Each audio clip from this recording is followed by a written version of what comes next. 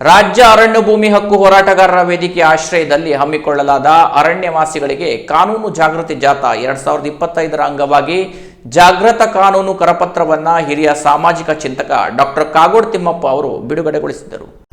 ರಾಜ್ಯ ಅರಣ್ಯ ಭೂಮಿ ಹಕ್ಕು ಹೋರಾಟಗಾರರ ವೇದಿಕೆಯ ಆಶ್ರಯದಲ್ಲಿ ಹಮ್ಮಿಕೊಳ್ಳಲಾದ ಅರಣ್ಯವಾಸಿಗಳಿಗೆ ಕಾನೂನು ಜಾಗೃತ ಜಾಥಾ 2025ರ ಅಂಗವಾಗಿ ಜಾಗೃತ ಕಾನೂನು ಕರಪತ್ರವನ್ನು ಹಿರಿಯ ಸಾಮಾಜಿಕ ಚಿಂತಕ ಡಾಕ್ಟರ್ ಕಾಗೋಡು ತಿಮ್ಮಪ್ಪ ಅವರು ಬಿಡುಗಡೆಗೊಳಿಸಿದರು.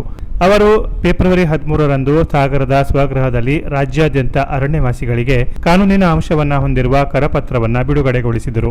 ಅರಣ್ಯ ಹಕ್ಕು ಕಾಯ್ದೆ ಅನುಷ್ಠಾನದಲ್ಲಿ ವೈಫಲ್ಯದ ಹಿನ್ನೆಲೆಯಲ್ಲಿ ಅರಣ್ಯವಾಸಿಗಳಿಗೆ ಕಾನೂನು ಭದ್ರತೆ ದೃಷ್ಟಿಯಿಂದ ಅರಣ್ಯ ಹಕ್ಕು ಕಾಯ್ದೆ ಅನುಷ್ಠಾನದಲ್ಲಿ ಅವಶ್ಯ ಬೇಕಾಗಿರುವ ದಾಖಲೆಗಳು ಮತ್ತು ಮಂಜೂರಿ ಪ್ರಕ್ರಿಯೆಯಲ್ಲಿ ಅರಣ್ಯವಾಸಿಗಳ 3 ತಲೆಮಾರಿನ ವೈಯಕ್ತಿಕ ದಾಖಲೆಗೆ ಒತ್ತಾಯಿಸಲು ಅಥವಾ ಅಪೇಕ್ಷಿಸುವುದು ಕಾನೂನು ಬಾಹಿರ ಸಾಂದರ್ಭಿಕ ದಾಖಲೆ ಅಡಿಯಲ್ಲಿ ಅರಣ್ಯ ಭೂಮಿಯ ಸಾಗುವಳಿ ಹಕ್ಕು ನೀಡುವ ಕಾನೂನು ಅಂಶಗಳು ಕರಪತ್ರದಲ್ಲಿ ಉಲ್ಲೇಖಿಸಲಾಗಿದೆ ಎಂದು ರಾಜ್ಯ ಅರಣ್ಯ ಭೂಮಿ ಹಕ್ಕು ಹೋರಾಟಗಾರರ ವೇದಿಕೆ ಅಧ್ಯಕ್ಷ ರವೀಂದ್ರ ನಾಯ್ಕ್ ಹೇಳಿದರು.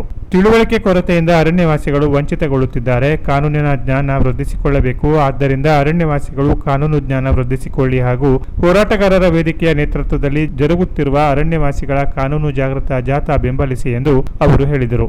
ಬಿಡುಗಡೆಯ ಸಂದರ್ಭದಲ್ಲಿ ರಾಜ್ಯ ಅರಣ್ಯ ಭೂಮಿ ಹಕ್ಕು ಹೋರಾಟಗಾರರ ವೇದಿಕೆಯ ಅಧ್ಯಕ್ಷ ರವೀಂದ್ರ ನಾಯ್ಕ್, ಜಿಲ್ಲಾ ಸಂಚಾಲಕರಾದ ಇಬ್ರಾಹಿಂ ಗೌಡಳ್ಳಿ ಉಪಸ್ಥಿತರಿದ್ದರು.